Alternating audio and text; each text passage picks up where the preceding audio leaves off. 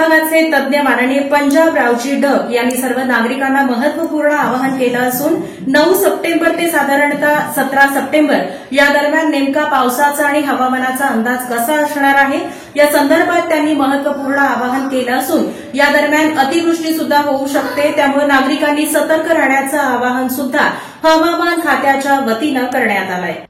महाराष्ट्रातील सर्व शेतकऱ्यांसाठी 9 ते 18 सप्टेंबर 2025 दरम्यानचा हवामान अंदाज याप्रमाणे: उत्तर महाराष्ट्र, नाशिक, धुळे, जळगाव, नंदुरबार 13 सप्टेंबरपर्यंत चांगले सूर्यप्रकाशाचे दर्शन होणार। त्यानंतर 14 ते 18 सप्टेंबर दरम्यान जोरदार पाऊस होण्याची शक्यता आहे।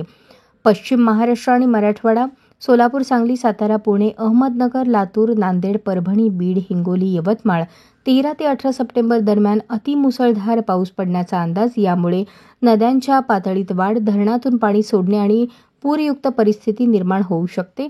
सोयाबीन आणि उडीद यांची कापणी तसेच नवीन ज्वारीची पेरणी करताना याकडे लक्ष द्यावे। मराठवाडा, नांदेड, उमरखेड, किनवट 9 सप्टेंबरपासून पावसास सुरुवात होईल। 10, 11, 12 सप्टेंबर रोजी पाऊस वाढत जाणार। 13 ते 18 दरम्यान हा पाऊस अतिशय जोर धरणार।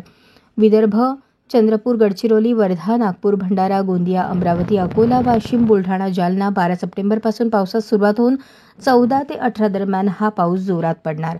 कोकण आणि मुंबई 13 ते 18 सप्टेंबर दरम्यान अतिमुसळधार पाऊस। मुंबईत काही भागात जोरदार पावसाची शक्यता। कोल्हापूर जवळील नद्यांच्या पातळीत वाढ होऊन 37 ते 43 फूटपर्यंत पोहोचू शकते।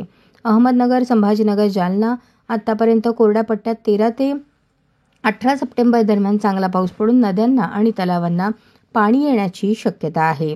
पश्चिम महाराष्ट्रातील धरणे आधीच भरलेली असल्याने या पावसामुळे त्यांच्यातून पाणी सोडण्याची आवश्यकता निर्माण होऊ शकते, त्यामुळे खालच्या भागात नद्यांच्या पातळीत वाढ होऊन पूरयुक्त परिस्थिती निर्माण होण्याची शक्यता आहे।